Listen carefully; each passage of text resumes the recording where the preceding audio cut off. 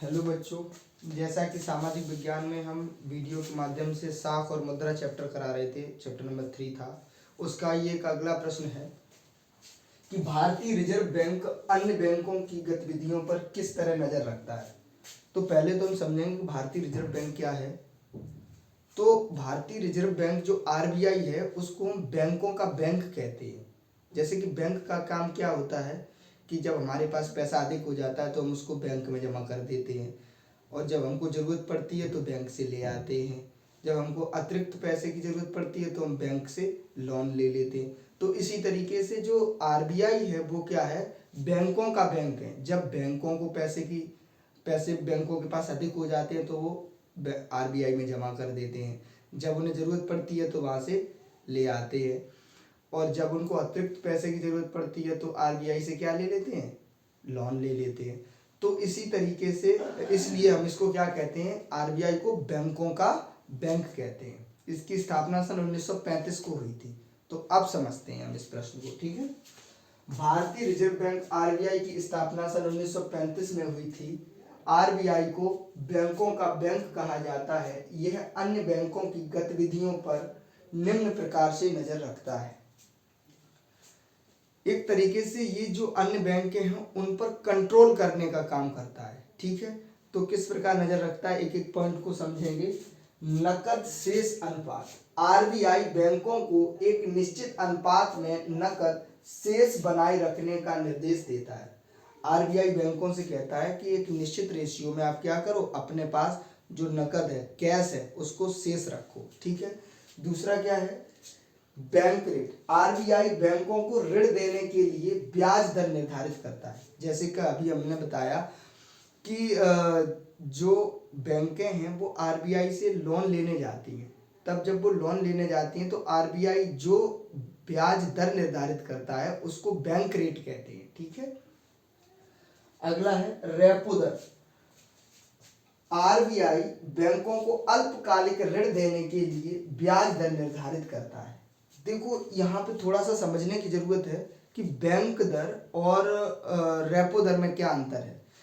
जब कोई बैंक, ध्यान से सुनना, जब कोई बैंक कम समय के लिए आरबीआई से लोन लेने जाती है तो तब जो आरबीआई ब्याज निर्धारित करता है उसको रेपो दर कहते हैं, और उस समय निर्धारित किया हुआ जो ब्याज होता है वो अधिक होता है। बैंक दर क्या है, जब कोई बैंक आरबीआई से अधिक समय के लिए लोन लेने जाती है तो क्या काम करता है, तब जब आरबीआई जो ब्याज दर निर्धारित करता है उसको हम बैंक दर कहते हैं, ठीक है। समझ आया। तो अगर किसी बैंक को 2 से लेके 14 दिन तक, अगर उसको 2 से लेके 14 दिन तक लोन चाहिए तो आरबीआई निर्धारित करेगा रेपो दर पर। अगर 14 दिन से अधिक समय के लिए लोन चाहिए तब वो ब्याज दर निर्धारित करेगा बैंक दर पर। सामान्यतः जो बैंक दर है वो कम होती है और जो रेपो दर है वो अधिक होती है। यानी कि अगर बैंक दर पे पैसा लेने आप जाओगे लंबे समय के लिए तो ब्याज रेट है वो कम मिलेगी, कम रखेगा बैंक आरबीआई। और अगर रेपो दर पे पैसा यानी कि 2 से लेकर 14 दिन तक के लिए उसको जरूरत है, कम समय के लिए, अल्प समय लिखा ना, अल्प समय के लिए अगर पैसे की जरूरत है तो वो उसको ब्याज दर को कैसा रखेगा, हाई रखेगा आरबीआई, ठीक है।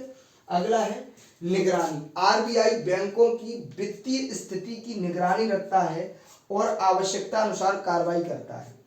आरबीआई क्या करता है, जो बैंकों की इकोनॉमिकल स्टेटस है उसका ध्यान रखता है कि भैया इसके पास कितना पैसा है, ऐसा तो नहीं है बैंक दिवालिया हो गया, लोगों का पैसा डूब जाए। तो उनकी वित्तीय स्थिति की हमेशा निगरानी रखता है, अपने पास पूरा डाटा रखता है और उन पर आवश्यकता अनुसार कार्रवाई भी करता है, ठीक है। अगला है निर्देश। आरबीआई बैंकों को विभिन्न निर्देश देता है, जैसे कि ऋण देने के लिए प्राथमिकता वाले क्षेत्र। जैसे जब कोई व्यक्ति आरबीआई के पास ऋण लेने जाए तो ये आरबीआई पर बैंक के पास ऋण लेने जाए तो आरबीआई ही ये निर्धारित करता है कि आपको किन किन क्षेत्रों में ऋण देने के लिए प्राथमिकता बरतनी पड़ेगी। कि अगर मान लो कोई बिजनेस खोल रहा है तो उसको तुम्हें लोन देना है, या कोई होम लोन ले रहा है तो उसको लोन देना, या कोई एजुकेशन लोन दे रहा है तो उसको, मतलब किसको तुम्हें कम वरीयता देनी, किसको अधिक वरीयता देनी है, ये निर्धारित आरबीआई करता है बैंक के लिए कि आप किसको अधिक वरीयता दोगे लोन देने के लिए, किसको कम वरीयता दोगे। ये सारी चीजें कौन निर्धारित करता है? आरबीआई करता है।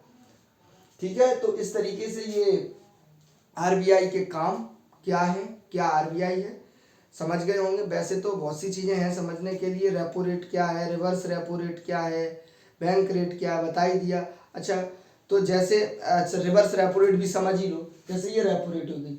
अब दूसरी चीज़ है reverse repo rate. Reverse repo rate क्या है कि जैसे अगर बैंक के पास अधिक पैसा हो जाए और वो आरबीआई के पास पैसे को रख दे, और जब आरबीआई के पास पैसे को रख दे तो आरबीआई बैंक को उसका वो इंटरेस्ट देगा, तो उसको रिवर्स रेपो रेट कहते हैं। ठीक है, तो इस तरीके से इस प्रश्न की आप समझ लोगे और लिख लोगे। ठीक है।